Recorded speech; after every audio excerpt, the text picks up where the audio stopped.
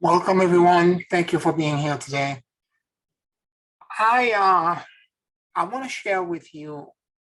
I know off camera we were talking a little bit among ourselves, and it seems that all of us are having issues as we have been having since for 3, 4 years now. Things in the world are changing so rapidly, so quickly that emotionally, the agility that we need to have, some of us don't have the flexibility nor the speed with which to emotionally evolve from one thing to another, letting go, surrender, and et cetera, et cetera. So some of us may have issues, may have lingering things that are still holding us back, may have all kinds of characteristics that may cause us to feel overwhelmed by circumstances, by the speed at which things are bombarding us, whether it be the climate change, emotional, psychological things in our life with friends and families that may be gone, mourning, grief, or dealing with impending doom, the sense that the world is changing so rapidly that there might be financial crises with the economy really shifting and inflation going higher, and the potential for food crisis. So many of us are feeling a sense of gloom, like a dark shadow is in the perimeter and it's kind of like encroaching in. And in the midst of this, for over a month now, I've been sensing in the edge of the future horizon that there is something a bit more menacing. It has not been clear for me to determine what it is because I'm not completely at my best, meaning I am not surrendered enough. I haven't let go. I have to be in a state of complete non-attachment for me to perceive the future. And so it's been a challenge for me to kind of like figure out, there are moments where I can get there. It takes me sometimes 2 hours to get in a state of surrender where every burden, everything I'm trying to control, every situation, every emotional state, everything's about the world, my clients, my personal life, etc., that I'm trying to control, I have to surrender them one by one and do breath control work to release it. And once I pass a certain stage and I become completely a witness and I have no attachment to anything, then the future horizon begins to show up for me. Right now, what I'm perceiving at the current state I'm in is like there's a cloud and I feel emotionally something is behind the cloud and I feel a sense of danger. Not necessarily malevolent, but a sense of something challenging is coming. And I know it's much more challenging than what we're facing right now, and this is for the whole planet. So several weeks back, I tried to get into that state, and I did. And there are two things that I saw. The first thing was I sensed quickly, but it was out of nowhere, that the Catholic Pope, the Pope, was dying. And more to the point, that he was taking the karma, the negative karma of the church, and that he was trying to reform it in such a dramatic way that it was killing him. I don't have an attachment one way or another. This is just information that I picked up. I continue to do to witness without any attachment. And when I'm witness, I feel a state of bliss, of complete surrender. And I remain in that state for as long as I need to remain. And then suddenly the next thing showed up. I saw in the sky a ball of fire, an asteroid. And I felt immediately attached to this was a danger for the planet of a mass extinction event. And I'm going to say this, I don't want you to be afraid because I'm going to qualify all of this and explain this here. And it kind of like shocked me initially, because I was like, because immediately the knowing mass extinctional event. And I kind of shut down, because the moment you become afraid and you become emotional, you're attached, it will shut down. You will not see it anymore. So I went back home. I was in the park when I did this. I went back home, and as I sat in my apartment the next day in the morning doing my morning practice and meditation, after I was done, I opened my computer, and on my YouTube channel, there's came in the algorithm, as if the computer is an oracle, a video from somebody I'm following, that a brand new video about the galactic equator and the galactic year, which is 233 million years, where the solar system rotates around the core of the Milky Way galaxy. And connected to this was the fact that the pinwheel of the arms that are staying from the core of the Milky Way galaxy, every time the Earth, scientists have calculated this. I won't go through the explanation. It takes too long to explain how they've done this. They were able to map this out. They did it through rock and sediment and certain kind of signature that the rock, when these events occurred, that the rock were recorded in the rocks. But they were able to map that the last mass extinction event, when the dinosaurs went extinct, that we were crossing at that time, meaning the entire solar system, one of the pinwheels. That every time we cross one of the pinwheel, there is a high potentiality of a collision with another body. And we are about to enter or crossing another pinwheel. It was a weird coincidence. In other words, too much coincidence for it to simply be a coincidence. So something, it caught my attention. I became neutral to it. I completely surrendered it, and so on and so forth. And a day later, again during my morning practice and so on and so forth, the next day, I got a sense and a connection back to an identity.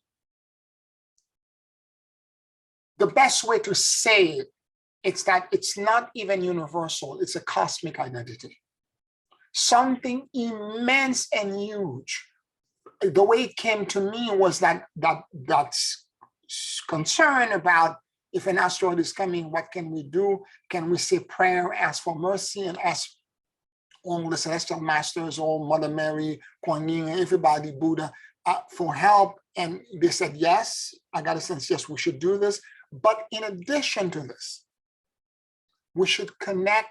They reminded me that stop making yourself small so that other people can be comfortable. And at the moment, I remembered for a moment who I really am.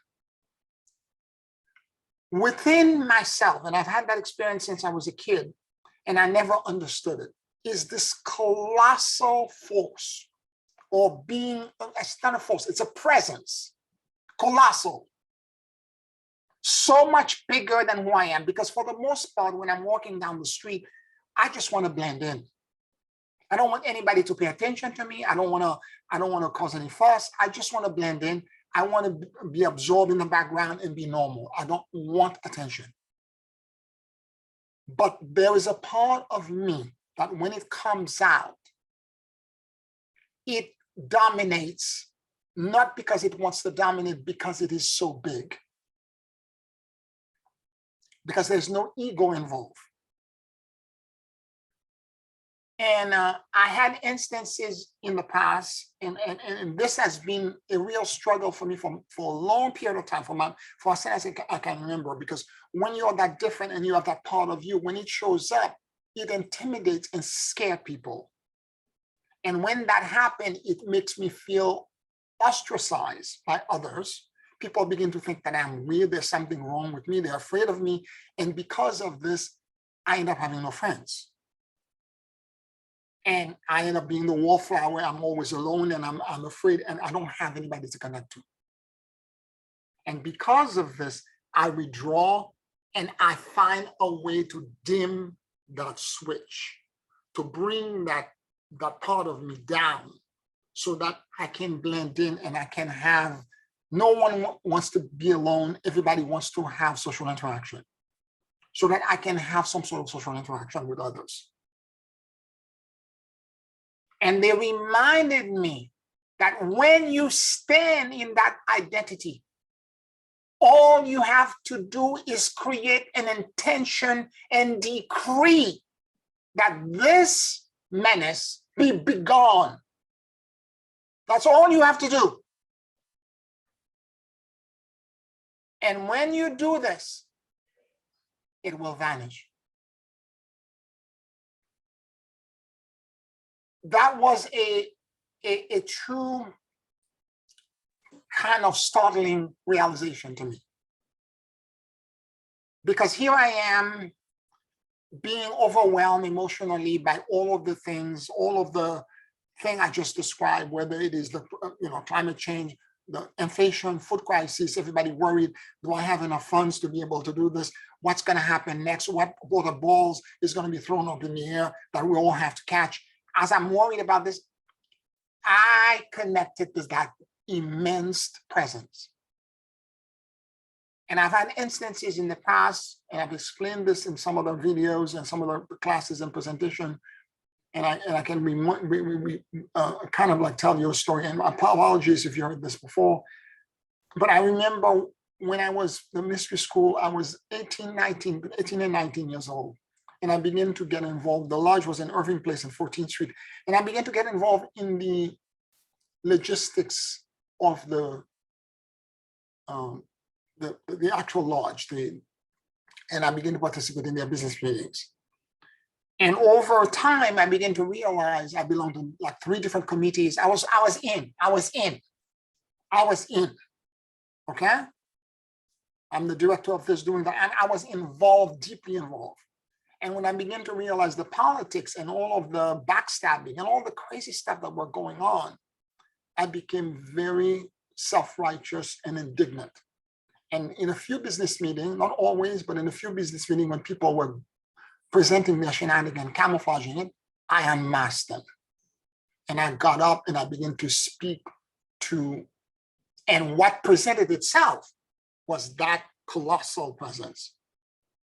And when it showed up, because it was coming from a place of righteousness, granted, but I was also emotionally immature and intelligent, did not completely comprehend what was happening to me, the floor and the wall begin to move and shake. And I have to tell you that as this is going on, I thought I saw things tilt, I saw things move, I could feel things shaking, like the floor was being lifted. As I was talking, my voice was getting higher and higher, and I could feel that the floor was going boop, boop, boop, boop, like that. I'm like, I am delusional. I'm making this up. This is not possible. But there was a small crew, there were about 5 of us, that when those meetings would end, they would end up kind of, the large service was up from 3 to 4. When it was done, business meeting, there was an hour socialization, business meeting started after. 6, 7, 6:30, that's when we left. And we would go to a diner to eat, and then all of us would take a train back home. So we would be in the diner eating, and one time, after one of these business meetings, one of them said, oh yeah, and Pierre, and that atmosphere things that he does where everything began to collapse. That's when I realized it was not in my head. It was physically taking place. Now, I have to tell you that concerned me. The last thing I want to do is to hurt anyone. This scared me. And I begin to dial this down. I had to figure out a way to make sure that that gigantic thing, that colossal presence, had to be dimmed down so that I could blend in and I could not cause disruption in other people's life. Now, jump to today to give you another example. We're doing a Baldo of Dream class, and this Tuesday, just past now, I was doing a class on Gevura, which is number 5, the Sefirat number 5, which is strength and fear. And as I was doing the class and I was talking very passionately, and I had connected to that presence up to that point, and that presence showed up in my presentation. And Celidia, she's not on tonight because she's visiting, she's on vacation, but she was on her laptop listening to me. And literally what I had said came with such passion, the laptop jumped off the table and fell into the ground, and she disconnected the internet. She said, I've never seen anything like this happen. She had to go back and pick it up from the floor, replug herself, and dial back in with the Zoom link. Why I'm saying this to you is that all of you have within you the same giant. Every one of you. It's not because I'm special. It's simply that I've surrendered more. All of you have the exact same thing.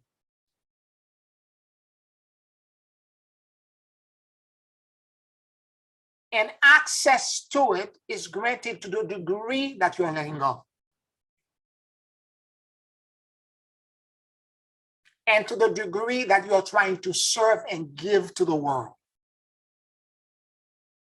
When you're stepping up and it's not your ego, you're not trying to do and to hold, and you're trying to make sure that everyone, you understand interdependence, and you're trying to make sure that everyone equally benefit from, so that we can collectively evolve, and you're trying to do this, suddenly you have access to it.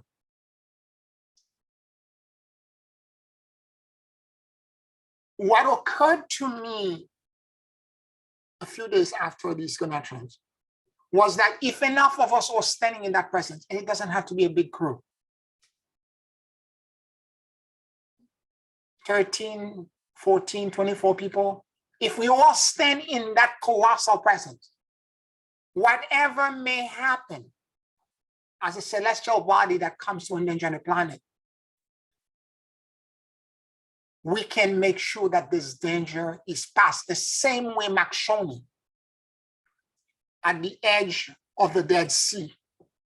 When the children of Israel were there, it wasn't Moses that separated the Red Sea. Moses simply took everyone, 3 million Israelites, into a trance to connect with that state of consciousness. And collectively in the morning, they were all in a trance, and this young man named Makshoni began to move toward the water.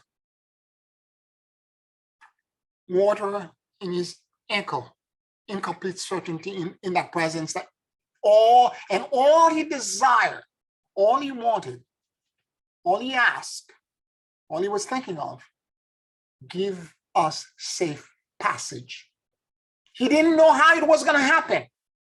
Because when you're in that state of being, you're in a state of profound abstraction. The detail on how it's going to happen, how the safe passage is going to go, whether it is an invisible tunnel, whether you're going to be zapped from one side to the other. He didn't know how it was going to happen. All he could think about, give me safe passage. And as the water got to his waist, he kept on going, and everyone in silence watching him. The water got to his neck. The water got to his chin and his mouth. And the moment the water started going to his mouth, the water separated. Now, what's curious is that in the description about this passage, the explanation by the rabbi in this passage, they said what happened at the moment was extraordinary. Because the physical law that operates, gravity and the way body of water operates, were suspended for the entire planet because every body of water on Earth split in half.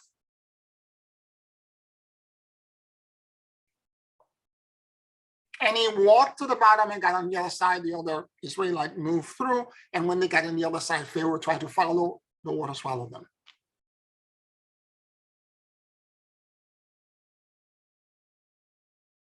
I am inviting you in that presence. I am telling you that that presence exists in you. It's not just me, it exists in you. You're completely capable of accessing it. And moreover, that presence is nothing more than the Melchizedek that's inside of you.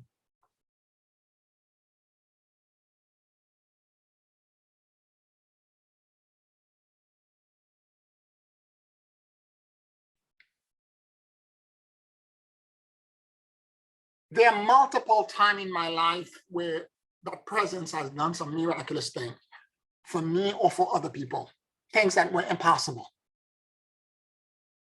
Yet suddenly, snap, snap, it becomes possible.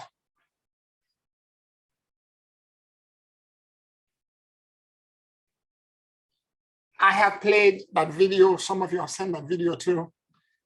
And it's one of my favorite passages from the first Lord of the Rings movie, where Gandalf was inside the dwarf world and was trying to cross the bridge of Khazad-dûm.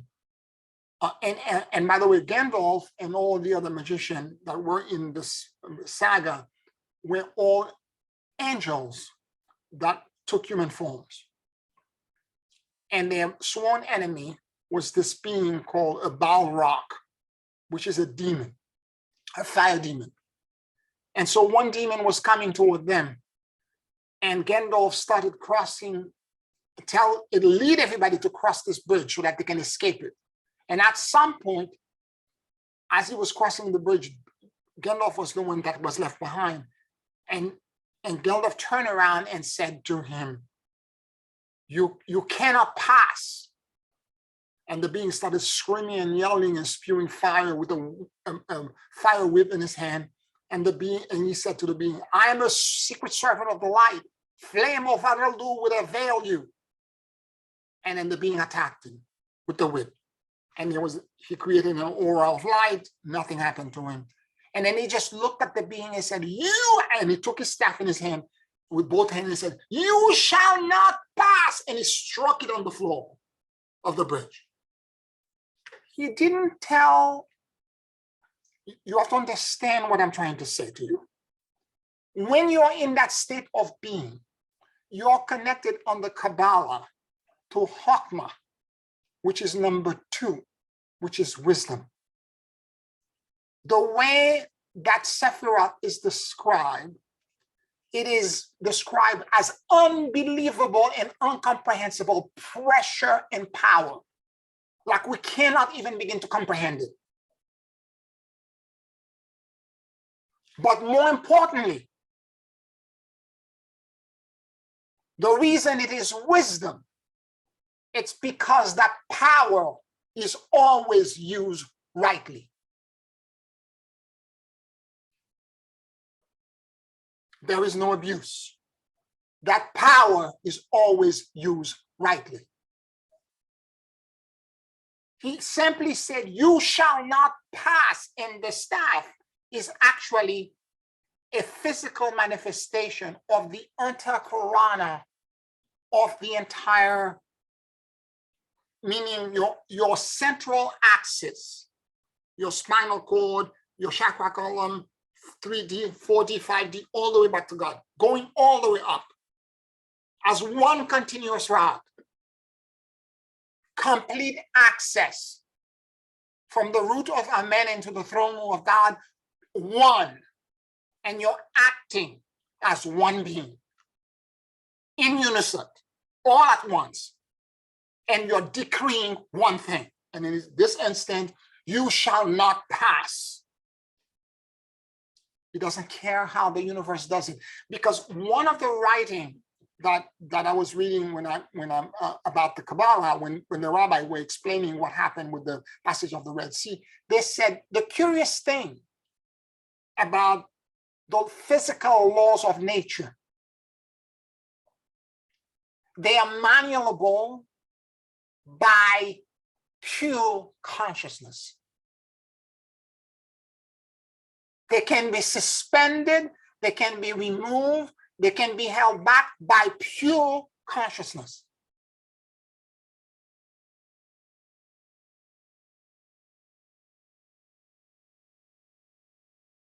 I want you to hear me and hear me good. Listen carefully to what I'm saying to you. All this overpowering thing that you're feeling is a test. It's an illusion that's trying to subdue you and make you become small so that you can forget that this exists.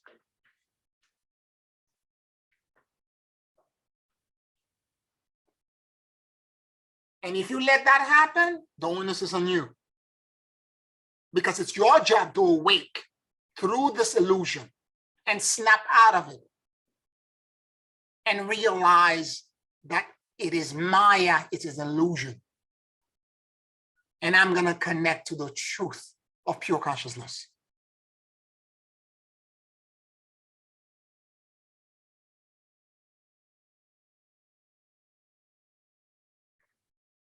No matter how despondent, how emotionally beat up you feel, by you're being overworked, you're doing, or whatever it is, the emotion that you're going through. That antakarana exists in you. Every one of us is a unique manifestation of the divine. And it is that uniqueness and that connection that needs to stand up, because it's the final grounding point that connects you to the earth. And it is through that you're able to step up into that power. And what I mean by power is power used rightly. There is, every time that I've connected to that energy and that power, it's an abstract thought. And the abstract thought made manifest all kinds of things that I didn't have, because if it's you and your ego, you're busy controlling it. It has to happen this way. This step needs to happen to the next step. To the next. When you're in that place, you're decreeing to the entire universe. And all the devas and the lower form of beings will move to manifest it. Because at that point, you're a co-creative partner with God. And the decree will be obeyed. Wake up. This is who you are. Wake up. This is your purpose. Wake up. This is what you came here to do.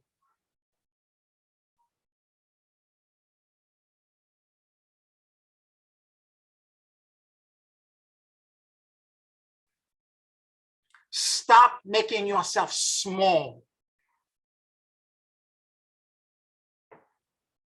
This is not an ego trip. This is the true nature of your being.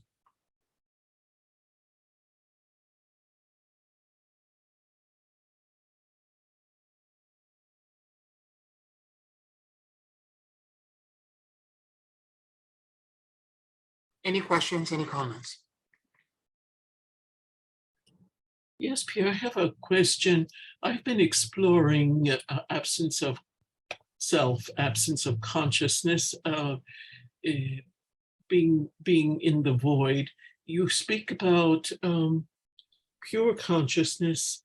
Is this the field of infinite potential that you have spoken of in the past?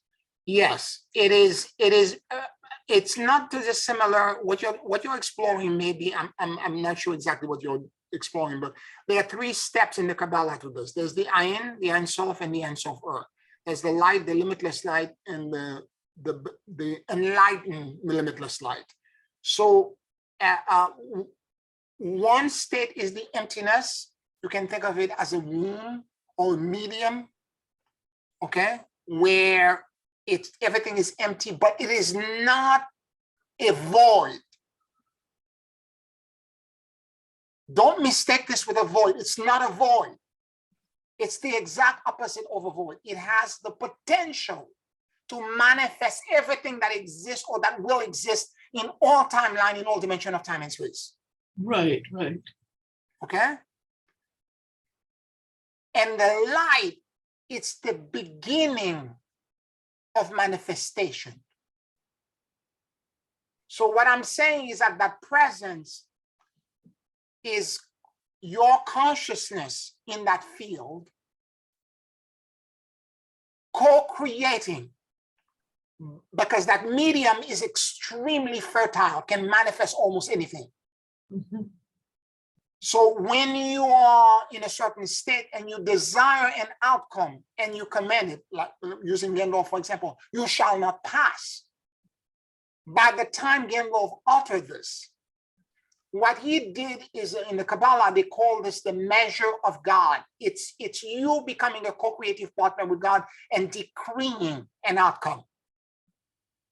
Kether, the first point, which is the void, is a dot. Chokmah, which is the second stage, is a line. It's an infinite number of dots.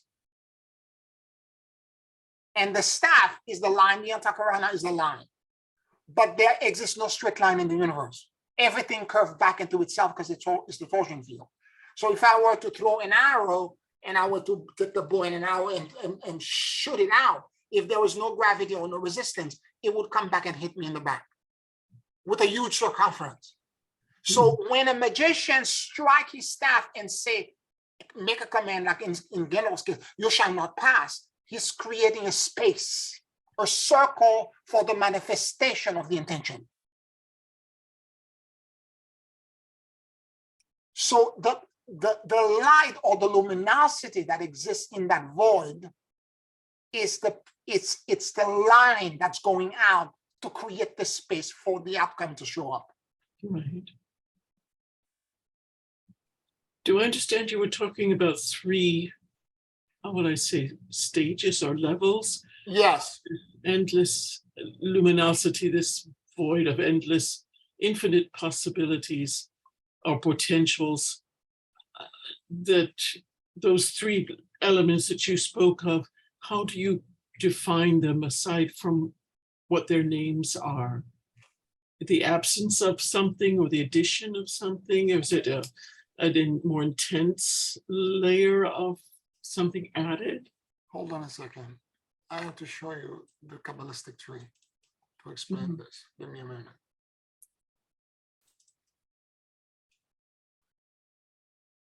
Let me bring it up, okay?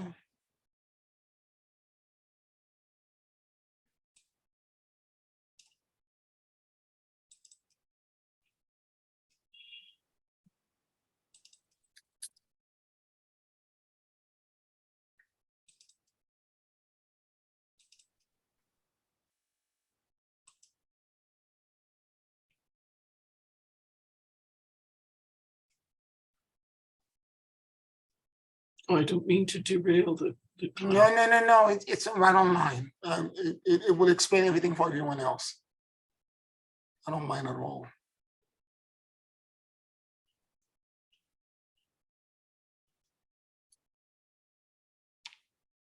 I'm waiting for it to load up. It's the Ein Sof, and the Ein Sof, the light, the limitless, and the limitless light. So there are three stages to this. And in the Kabbalah, when you're describing this,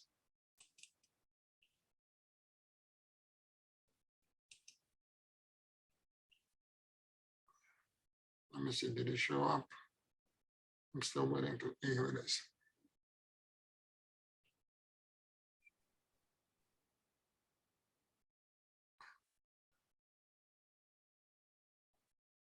Okay, perfect. Give me a second. I will load it up.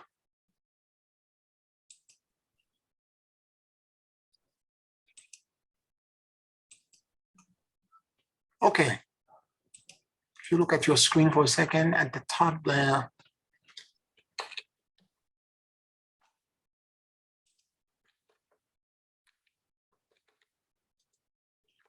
you have the iron. Let me make it smaller, which is absolute abstract space, the iron soft and the iron soft earth. So from that volume, which is abstract emptiness space, there comes a precipitate that begins to show up. It's the beginning of nothing becoming something. And the iron soft earth is it becoming beginning to manifest. I see. Do you see what I mean? So it's stages of development within this space. Yes. Wow, good. Thank you for sharing that. Okay. And the Kether I was talking about, which is the dot is here, and Chokmah is here, which is, if you look at it, Chokmah is wisdom, Kether is the crown, and whatever energy comes from that, because up, if you, in the Kabbalistic tree, anything that's beyond this blue line is actually what they call the veil of negative existence. It is a form of consciousness that's so abstract that by everything that's human, it doesn't exist because it's potential for manifestation. Okay? Interesting. Thank you. It doesn't exist. Yeah. But once you go into Kether, it begins to precipitate into something, in this instance, nebulized, that has simple gases like hydrogen. But when they begin to collide with each other, they begin to form more complex molecules. And over time, these complex molecules begin to propagate and move in a circle and create an accretion disk that then manifests into planets, into sun. And this is the way the universe was created. But all of it exists abstractly in this vast field of potential, which by our own standard of existence doesn't exist and is invisible to us. So if Kether is the dot, which is the first manifestation, Chokmah is a line where you line up. It's not just one dot that precipitates, but an entire series of things.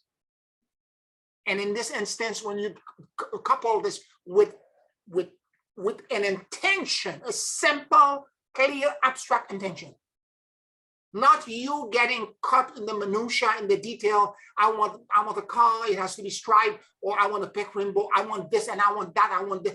All these details are nonsensical. It has to be something so simple that could be gulped in one sentence. And when you're in that state of connection, you will know what it is. In the case of Makshoni, it was give us safe passage. In the case of Gandalf, you shall not pass. How it happened was not something he articulated. And what actually happened? The bridge collapsed where the demon was standing. It fell, and the demon fell through. Now, what happened to Gandalf, though, is that the demon caught him in his whip on his way down and dragged him with him. And Gandalf the Grey was no more. But what happened with him is that he battled this demon to multiple stages. And when he finally overcame the demon in triumph, he was sent back as now Gandalf the White. Because in his order, there was Ragadas the brown, there were multiple colors, and each color, the highest of all of them was always the white.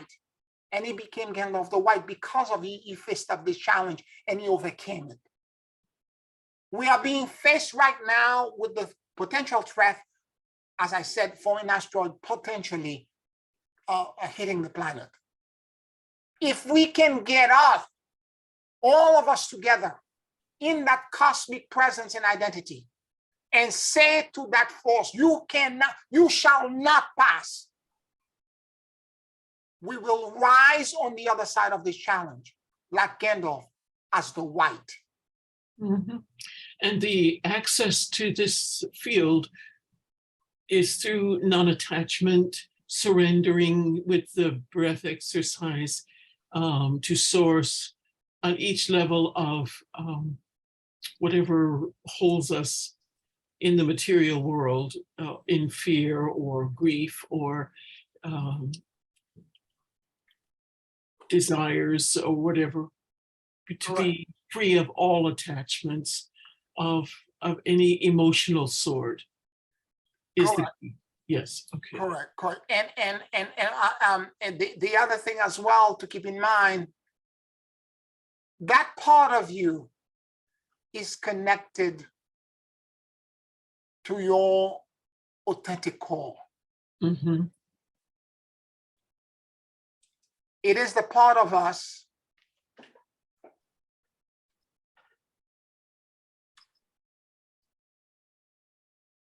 that we have buried so deep that many of us have even forgotten that we have this treasure. Mm-hmm. Many of us spend our life trying to be liked, trying to be popular, trying to be the center of attention, trying to have friends and trying to have relationship, and we are wearing masks. We have false identities, false accesses that we are behaving like, and they are thoroughly expressive and they have personalities and they are extremely sophisticated, but they are splinter psyche. They are not your true self. Mm-hmm. And sometimes you could have 3, 4, 5 of them or more, Mm-hmm. but they are not your true self. I like what you said, some time ago, I don't remember when. Don't put yourself on fire so you can light somebody else's match. Yep. Yep. So you know, we are busy, we're busy trying to blend in and have social interaction by becoming cookie cutters of each other. Mm-hmm. Yet who we really are and that true presence or Melchizedek self is not expressed. And yet what we came here to do, because each one of us in the entire universe, all of us who are sentient life form, are unique manifestation of God. No two are alike.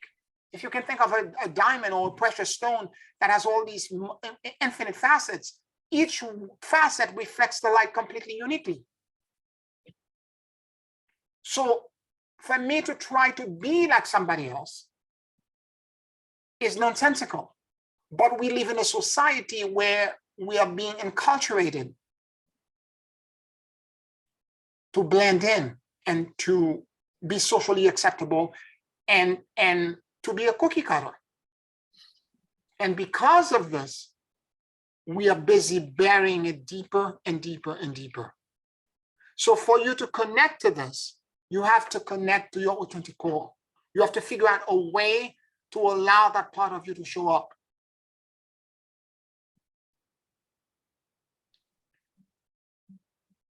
And what is your authentic core? It is a point of extreme vulnerability. Mm-hmm. The part of you that you're the most afraid of letting the world know because you think that they're going to reject you and think that you're Quasimodo. Because that's my example. When I read Alexandre Dumas, Le Bossu de Notre-Dame, the Hunchback of Notre Dame, I cried because I completely identify with the Hunchback, because that was me. No one knew my secret, but I felt completely deformed and I was not normal. Something was wrong with me. Not understanding, because I have the way the world is, there's no support for the expression of uniqueness. It's all about being like everyone else. The school system and the entire planet should be redone to support the expression of uniqueness. But the way I grew up, the way everyone on the planet grows up, is that you cannot allow this to happen. And because of this, I was so damaged, traumatized, and I buried that part of me deeper and deeper inside.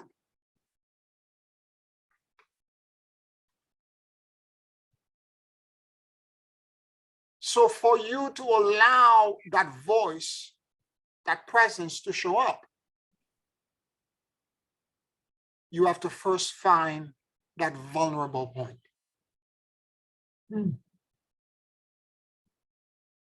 Yes, you need to let go of all of the attachment, all desire to control. That part will help as well. But if you add to this a connection to that vulnerable part, and you then celebrate it, and you go into it, and you allow it to blossom, to grow, and you nurture it, and you let it expand. And you may do this by yourself for a while, and at some point, when you allow it to grow big enough and you're comfortable enough, you now need to share it with one person that you think loves you. You have to find the courage, because we're going through a universe of courage. You have to find the courage to express it to one person.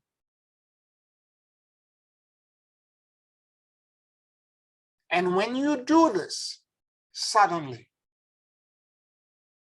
that presence will begin to find, it's counterintuitive, because when you're expressing it to someone, everything in your being is telling you, no, do not do it.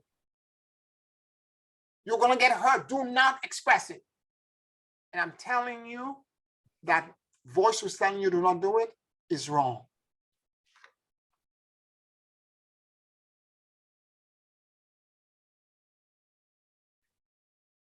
And again, you need to go to someone that loves you, because there are plenty of very cruel and abusive and people that would be happy to traumatize you once more.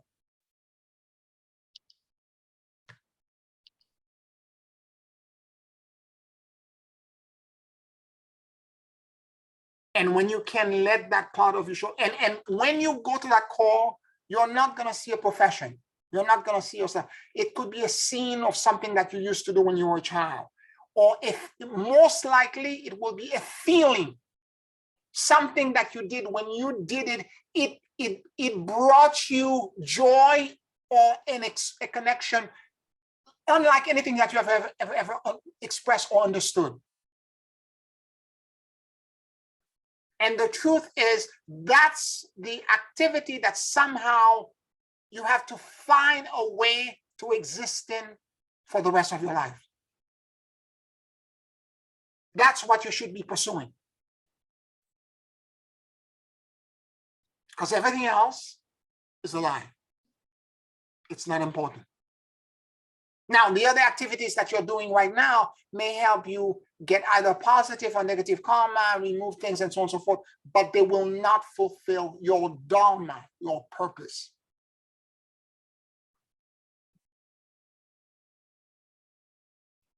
And it is that thing, whatever it may be, I don't need to know it,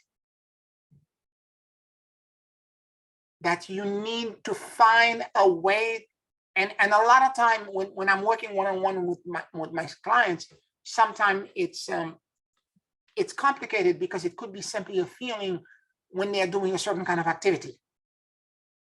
It could be you playing, in the mud, and when you're doing whatever it is that you're doing, all of a sudden you feel aligned and there's so much joy and you feel so content and so happy. And it could be something very simple. And maybe what it is that you need to be an architect, or you need to create. It could be something very simple.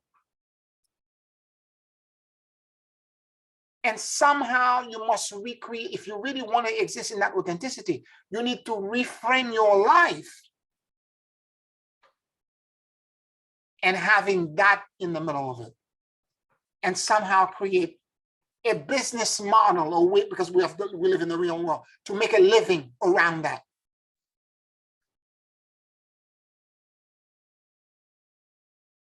A lot of times, having that feeling and trying to find a business model or a way to incorporate it in your life can take a few years or several months of taking the abstraction and the feeling and trying to cascade it into the physical world. But that's the core step. Once you are in that space and you know it, and you begin to drop into the feeling and you know what it is, and you let the feeling grow. For example, for me, one of the things that is my core gift is that I listen. How do you make a living? By listening. And I mean, when I'm listening with my entire consciousness, with every cell in my body.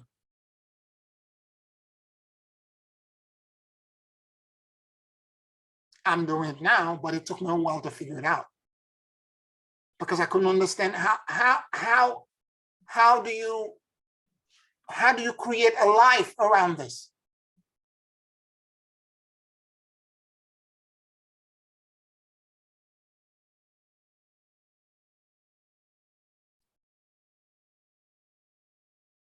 Does that make any sense? Yes, I think the thought that came rather humorously to me is that we no longer are the cookie cutter, we are the cookie cutter. Yes, yes, yes, yes. Yes, yes, yes. Yes. Let the cookiness come. That's right. That's right. Exactly. I've always made fun of that in my class when I'm talking about authenticity. Let the freak fly. Let the freak flag fly. Because you're going to look bizarre and weird to everyone. And that's what you should embrace. Mm. No one will be able to understand why you're doing it. And I can use myself as an example. I mean, I went to an Ivy League school. I have a professional license. I should be in a corporate job making a lot of money as an architect, as a registered architect. But that's not what I'm doing. And I did it for a while, but I told you that I had that experience multiple times before I quit my job, over about 2 years before I quit my job, where I would hear a voice come typically in mid-afternoon or after 11, 12 o'clock. I would hear a voice whisper to me, "You're lying," or "You're a fraud. You don't belong here." And it would startle me because I knew that voice was right. It's not that I'm not good at what I'm doing. I spent 10 years,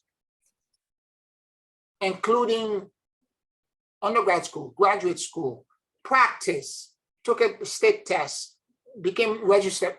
It took me 10 years to get all of this. It's not that I'm not good at it.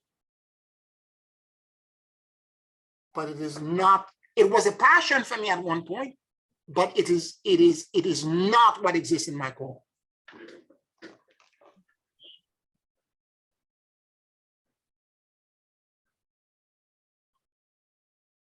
And I had to figure out a way to transition into what was, to me, like breathing.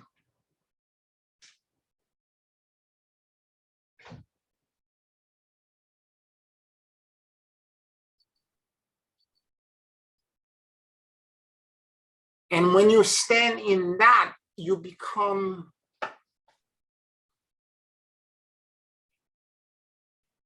much bigger than life. You become, and I know when it shows up, because it's colossal, and the kind of word and the kind of effect it creates in the world, or all around me. When last Tuesday, when Celidia rejoined back, she said, "Pierre, I don't what," and she told me, "You said blah blah blah," and at that moment the computer shook and fell off the table. He said it was said with such power that it reverberated. And this is something I've been saying that I've had happen multiple times before. Now, if you imagine if, and I was not in full power, again, Hakma, the way this is described in the Kabbalah, it's unbelievable pressure that is unimaginable in a scale that's beyond comprehension. But it becomes wisdom because that pressure or that power is used rightly.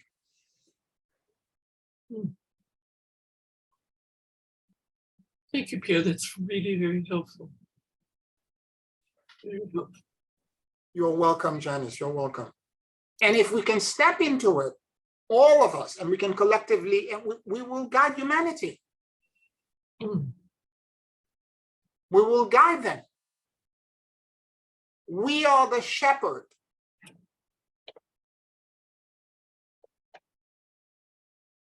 And if we have the wisdom and we can help them avoid, it's funny because initially when I got the insight of this falling astral body, the initial thing was pray for mercy and ask for guidance. And I'm looking at the Kuan Yin prayer and Archangel Michael, this and that or the other.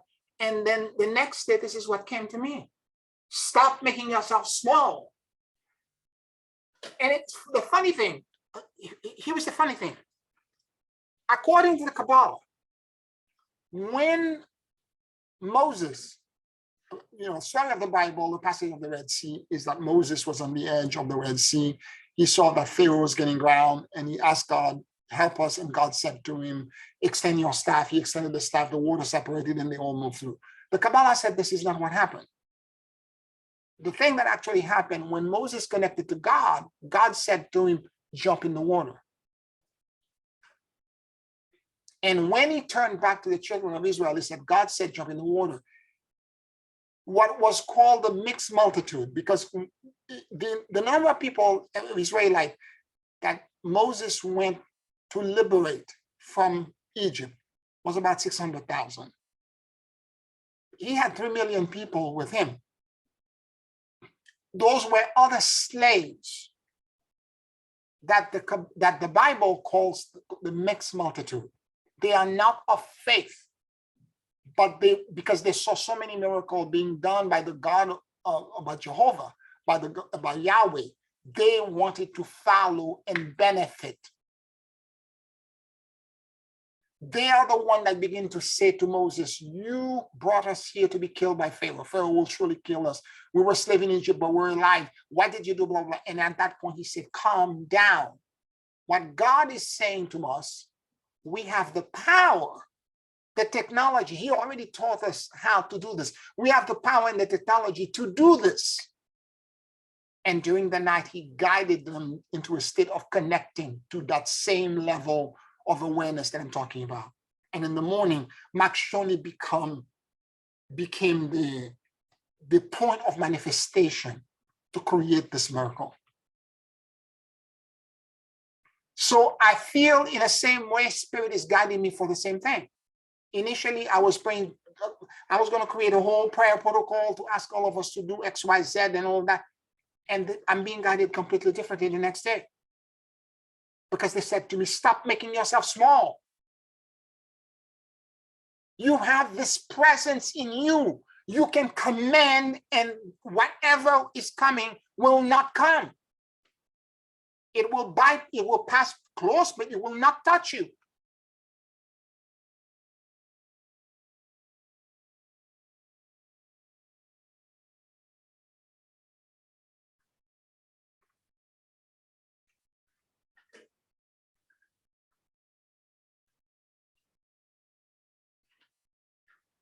Now, if that presence can do that, what other miracle, whatever change, what other transformation can it create for you and for the one that you love, for your circle of influence?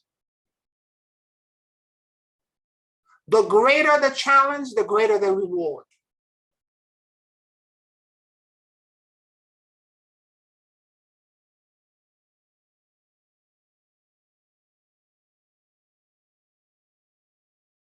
all the things that we're seeing in the world that are wrong, that we think are unsolvable, that we think that has never happened before. This is so scary. This is so this, that, or the other.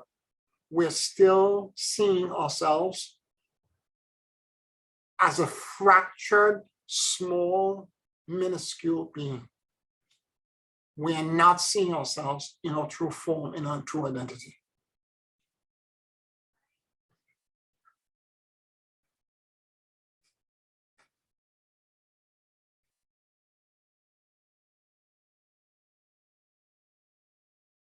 Who we are is much bigger, much greater, and much more powerful.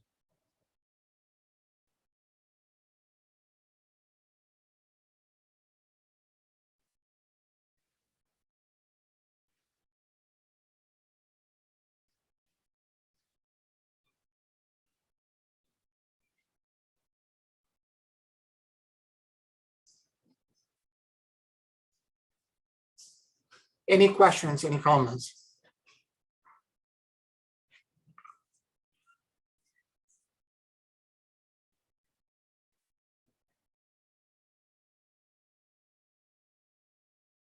The thing about that authentic core, by the way, is that the moment you begin to work with it and you begin to surrender and let yourself completely accept that's who you are.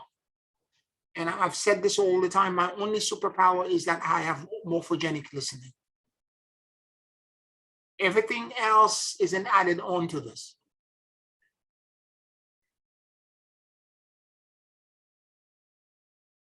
So when you begin to drop completely into that part, whether your gift is autistic or emotional intelligence, social intelligence, spiritual intelligence, whatever it may be, and you step completely into it, the other false identities that have been fractured will begin to heal. There will be repair done to them, and they will rejoin your core and your central axis, because your antakarana from that core will extend out. Because when I have to share with you that when I'm going to do a meditation with you shortly to try to describe the process with you. When I discovered, at first, as I was doing this exercise, I thought that I couldn't find my core. I saw all kinds of false identities and false accesses. They were everywhere. But I couldn't find my core. I kept on pushing them behind me, pushing them behind me, pushing them behind me. I'm not, and I got scared. I was so scared. I'm like, my core is gone. I buried it so deep, it doesn't exist anymore. And perchance, suddenly I saw an image of a log, several logs that were almost out. And there was barely an ember of light that was burning in one of the logs. And I realized that was my core that was being extinguished completely. And I remember running to it, going with a fan, trying to blow on it to ignite the light back into it.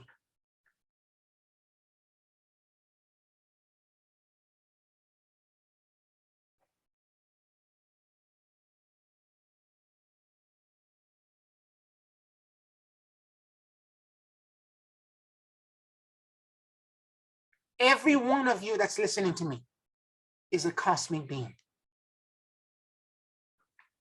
And you hold in you a unique way of expressing God.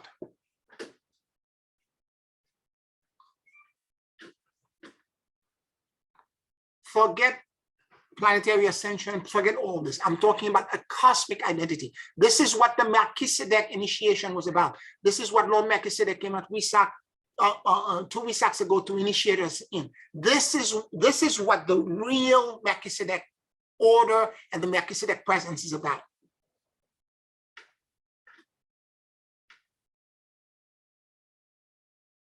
It's not about just the Melchizedek that initiated Abraham and and also Jesus and all that. It's not about the physical being that was on earth. It is an ancient cosmic order that goes, in fact, the Melchizedek, which is the soul or the lens, if you can think of Kether being the dot, Melchizedek is that dot, that cosmic being that allow Ein Sof and Ein Sof Earth to manifest into our universe.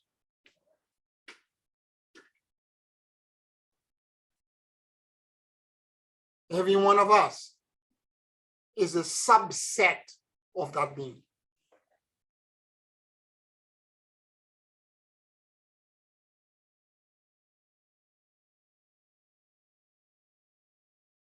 And we have within us the ability to reconnect to it.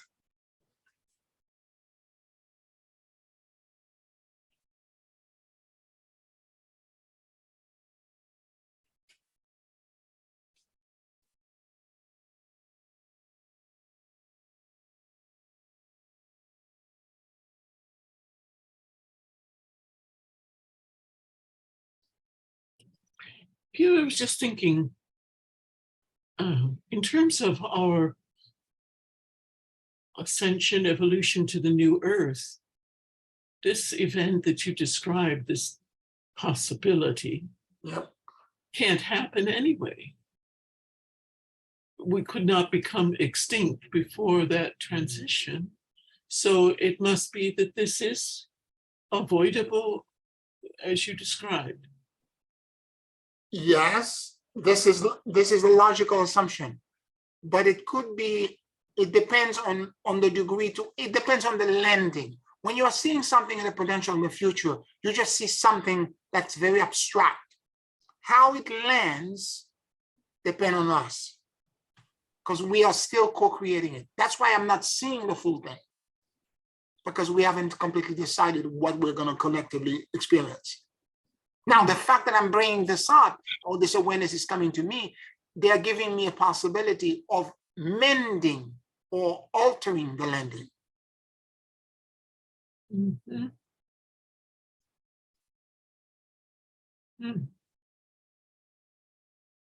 Is it soon? Do you believe in your sense of? I don't have a timeline. I don't have a timeline, but I know that starting November, mid-November, Right. things are going to be extremely rocky. And I don't think it's one thing. I think it feels to me like multiple factors that are going to create, going to accelerate crisis to a crescendo. This is why we need to step up in that identity, because we can be a calming influence when this occurs. Thinking about a potential event globally of what a crisis, a pending crisis of a meteor strike would mean, maybe is a unifying effect as well. So peoples do not divide as they have been and war against each other, but unite in, of course, I suppose there would be people digging underground kind of shelters, and different people would have different resolutions, but maybe something like that will have a beneficial effect as well. Correct. There's a whole community, I think it's in Utah, which is a former ammunition depot from the World War, where there are bunkers that were created that are thick concrete that can withstand a nuclear fallout, and there's a whole community of over, it's miles and miles of that. It was abandoned, and they are renovating them into survival communities. And there's like 100, this is an old video, but at the time there were over 170 people that have moved, families that have moved in them. But you have to be a certain mindset to accept this as your home. You understand? Yeah. Some of them are actually people with money that have outfitted them with all kinds of things. Others are there are people who have taken former nuclear silos, and have created an entire multi-level community because they're very deep and it's immense. So they have created more, they have even created garden, pools, all kinds of things. And they've created, even for radiation, for air, recirculation, for etc. They've done it, thinking of all the possibilities. Now, whether these people are gonna, if something like that were to pass, will they survive? I don't know. I don't know. But I know it doesn't have to be. Right. And it certainly is a history repeating itself. Certainly, I'm not the only one that would remember the shelters that were built for nuclear attacks in my childhood, underground rooms, really, and how well stocked they were and so on, to be able to survive however many weeks or months needed. Curious how history was repeating itself again. Yeah. I know. Initially, I was like, wow, overwhelmed. Let's pray through all the ascended masters for help, all the cosmic beings. And then I was told, no, very similar to what Moses was told, jump in the water. No, you're capable of doing this yourself. So maybe it will demand of us, a threat of this sort will demand of us to make this leap. Yes. Into our state of true beingness and true power. Yeah. Put your big panties on and get up. This is what I was told. Get up. Remember who you are. And I had instances in my life, they were not consistent, but I have enough instances to know what that giant being is like.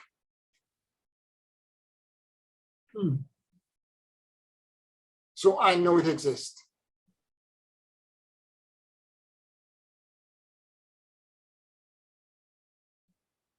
And it has stepped up for all of you at some point in my helping you during healings.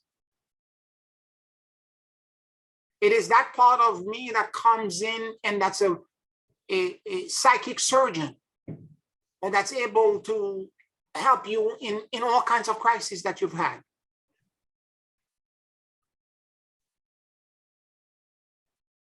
And I don't want you to think that it's unique to, it's because it's you, Pierre. It's untrue. It's what I have is that I am more surrendered.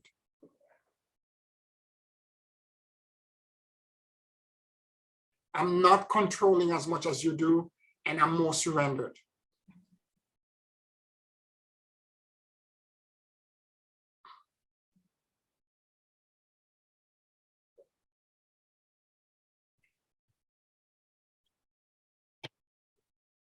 To the degree that you can let go, you can become non-attached. And also I'm living in my Dharma. That's the second part. I am allowing the morphogenic listening ability to be my guide. And it's always in the face, because sometimes I'm morphogenically listening and that's energy saying me go in a direction, and it's counterintuitive to everything else that exists in this world. And everyone is like, no, you're going the wrong way. And I'm like, no, this is the right way for me.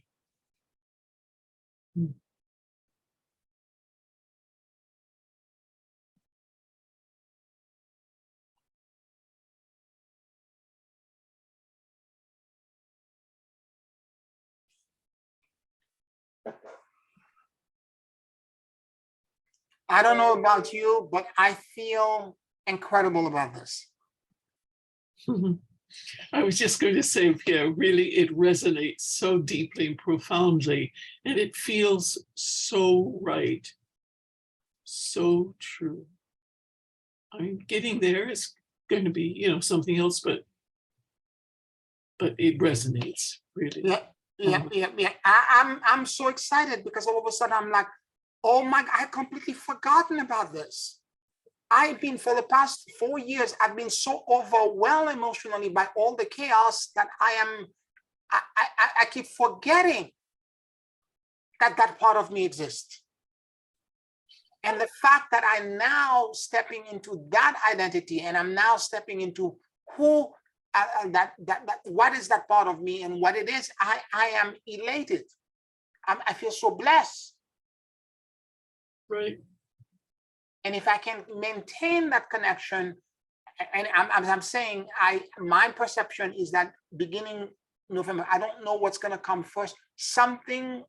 There's a series of events that are going to take turn, and I think it's social and political at first, and then it's going to precipitate in all kinds of the crises.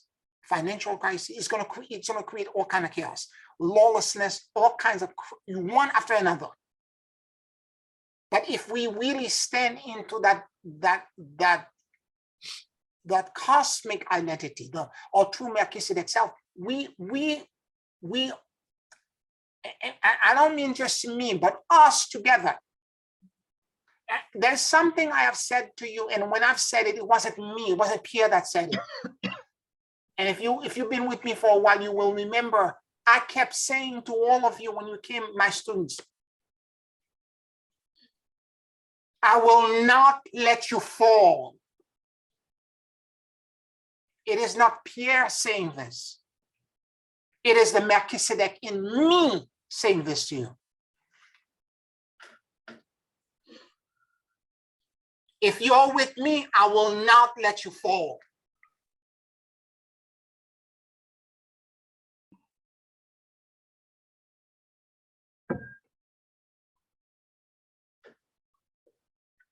So that's what I'm trying to guide you into remembering, and also generating in you that you too have access to it.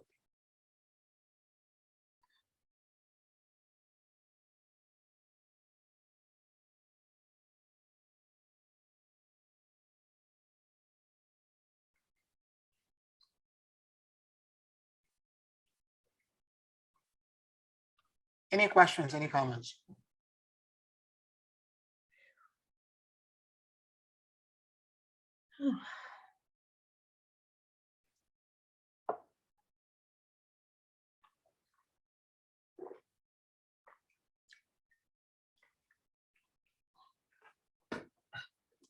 Let us take a 5-minute break, and then on the back end, we will do a connection to that authentic part of ourselves. 5 minutes.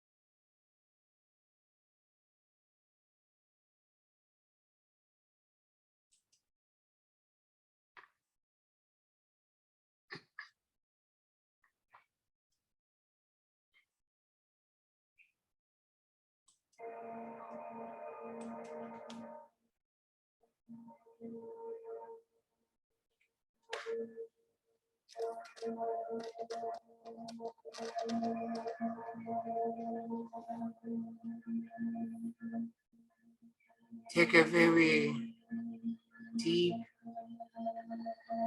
and slow breath.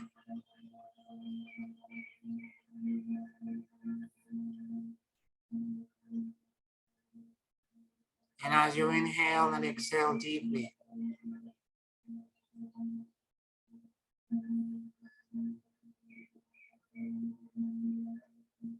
allow the universal life force that permeates everything to enter into your lungs.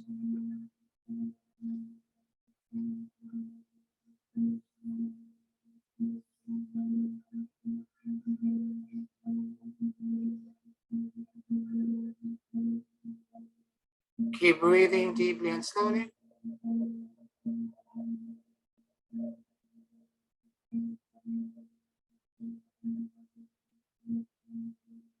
And let your soul and your awareness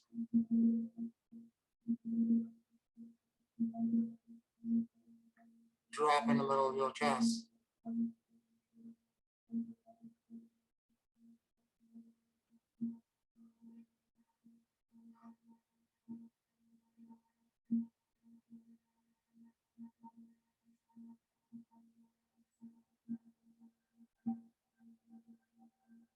Please forgive me.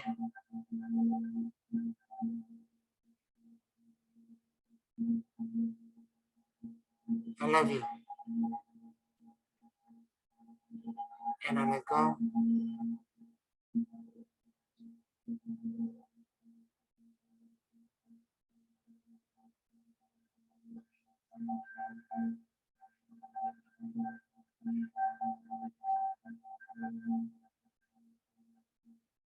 Please forgive me.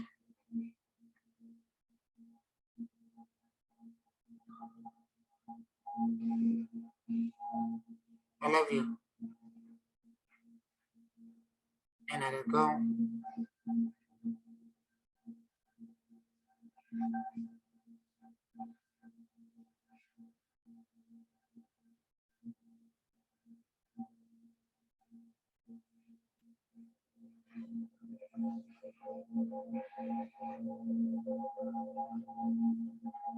Listen.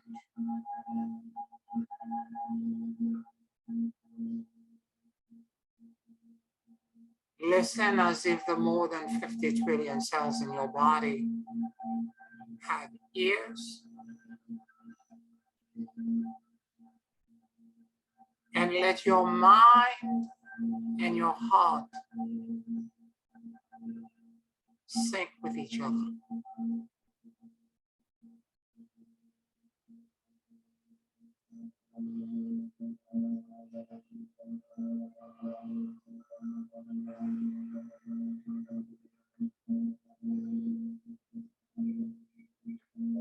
Keep breathing deeply and slowly.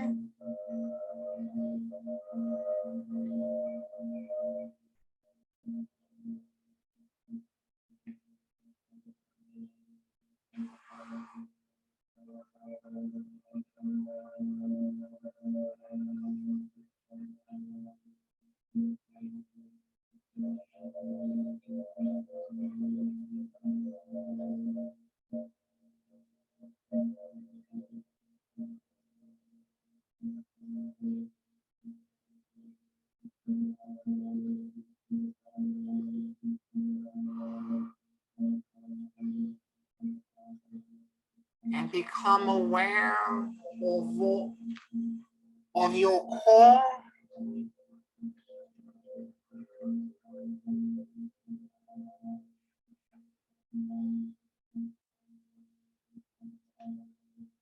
And try to find in your heart space and in your core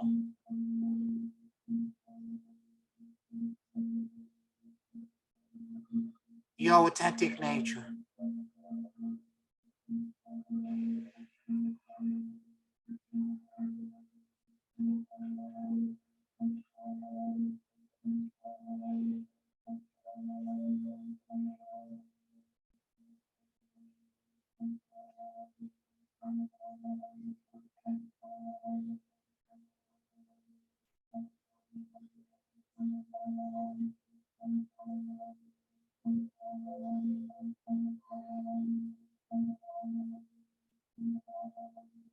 is a place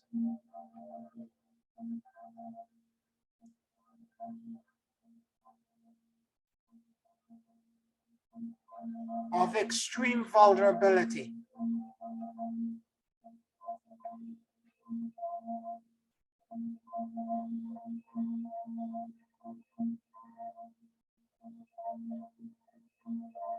It is an extinguishable, breakable point in the essence of your consciousness and being.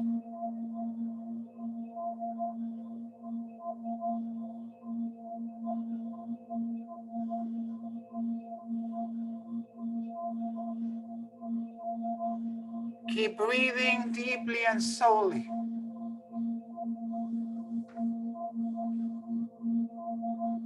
And in the forest of errors and false identities and false accesses,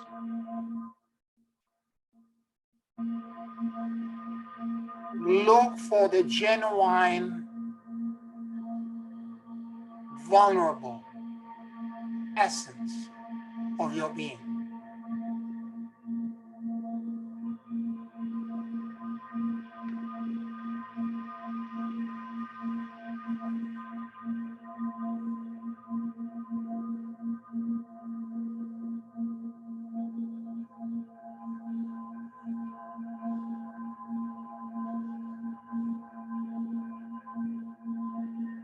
And as you keep breathing deeply and slowly,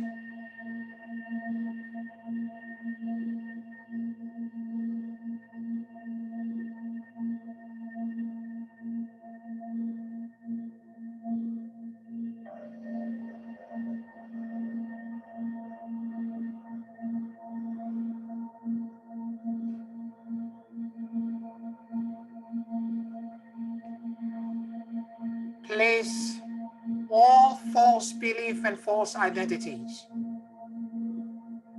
that you may encounter behind you.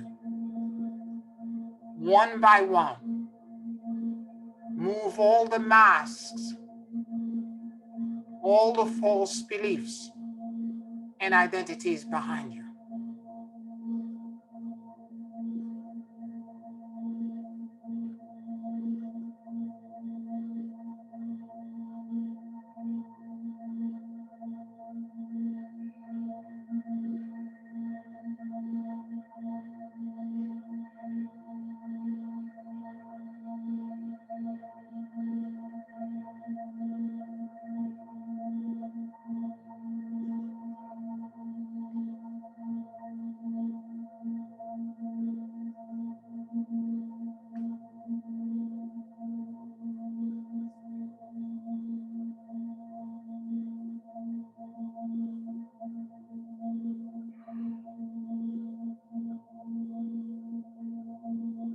Keep breathing deeply and slowly.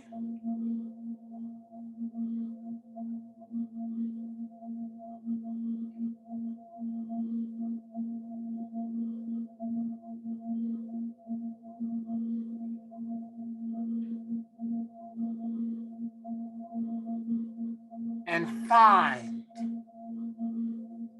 your authentic nature.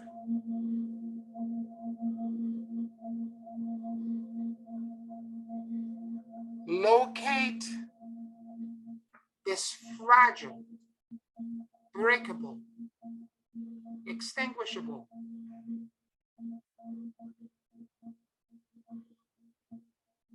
treasure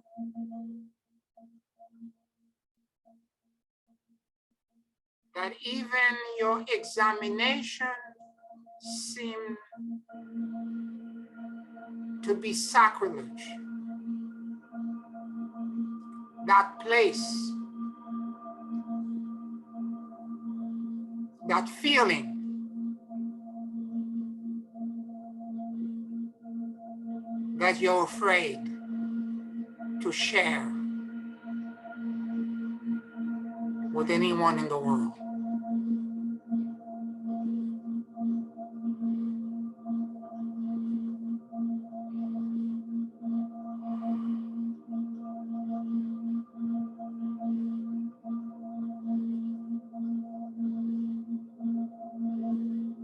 Keep breathing deeply and slowly.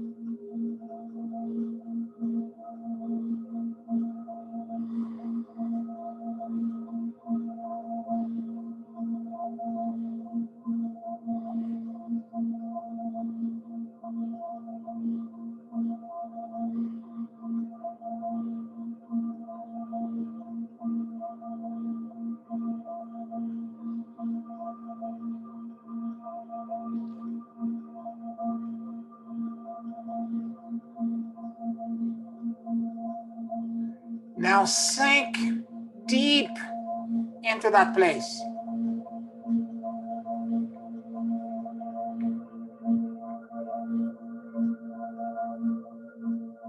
Merge completely with it.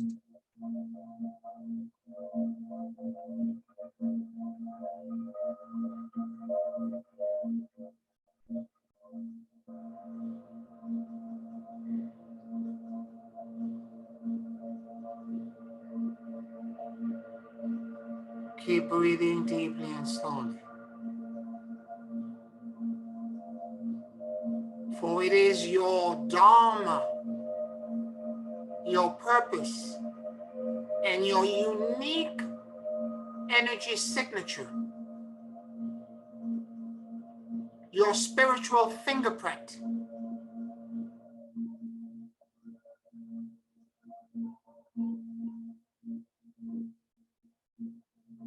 Keep breathing deeply and slowly.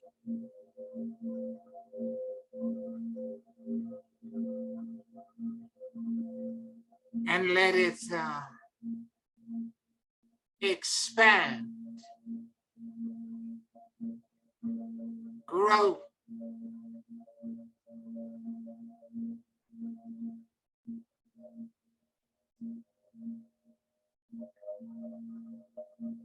and align your consciousness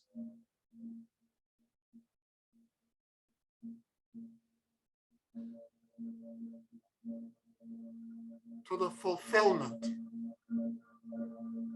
of your true purpose.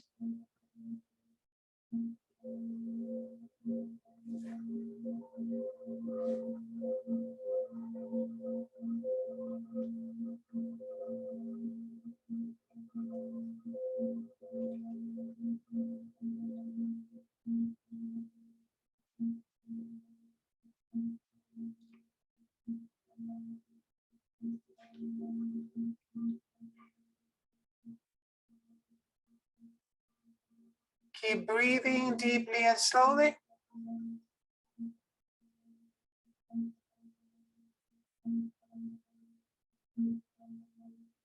And let this frequency, this unique expression of the divine that only you possess, shine. Let it radiate from you like a clarion call, the release of a beacon of light ascending toward the heavens in spiritual rectitude and verticality.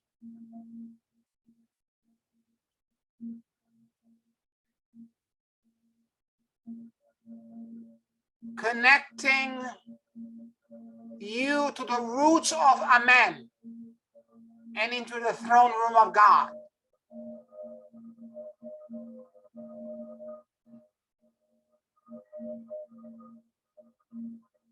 As one presence, one being.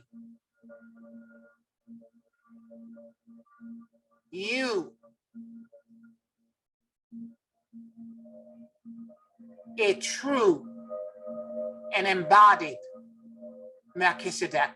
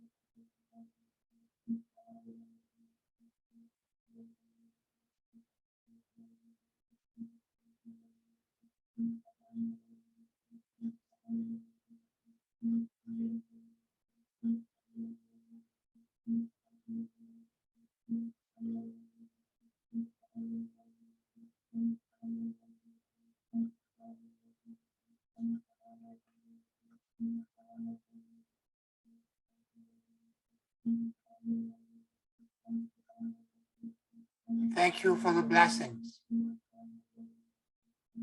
I accept the gifts and I receive with gratitude. Thank you for the blessings. I accept the gifts and I receive with gratitude.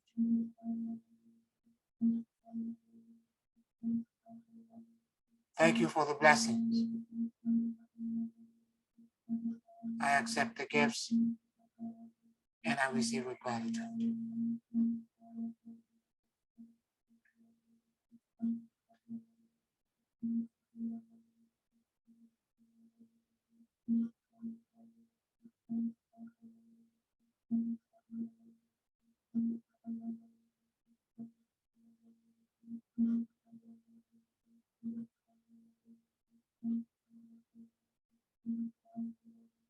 Take a very deep and slow breath.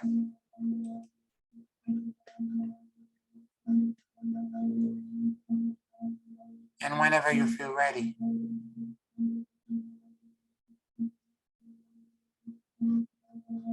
you can open your eyes.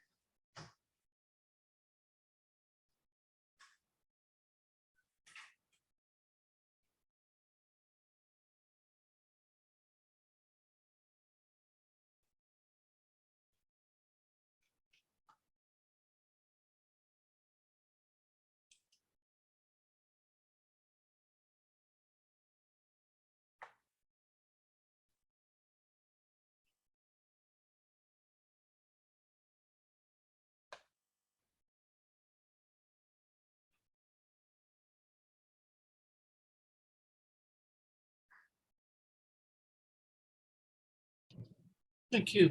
Thank you, Pierre. That was, I don't know how to describe it. It hit the mark for me. And Mm. Mm. You're welcome, Janice.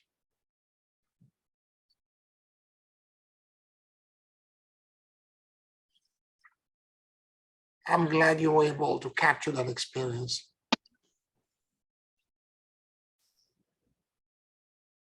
and now I know what it is because I've kind of had it before. There you go. Mhm. Yeah, it's remembering. Yeah, absolutely. Mhm.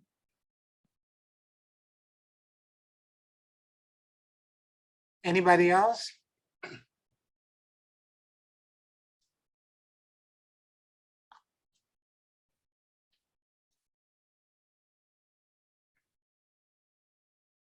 I want to thank all of you for listening to me, for participating in the class.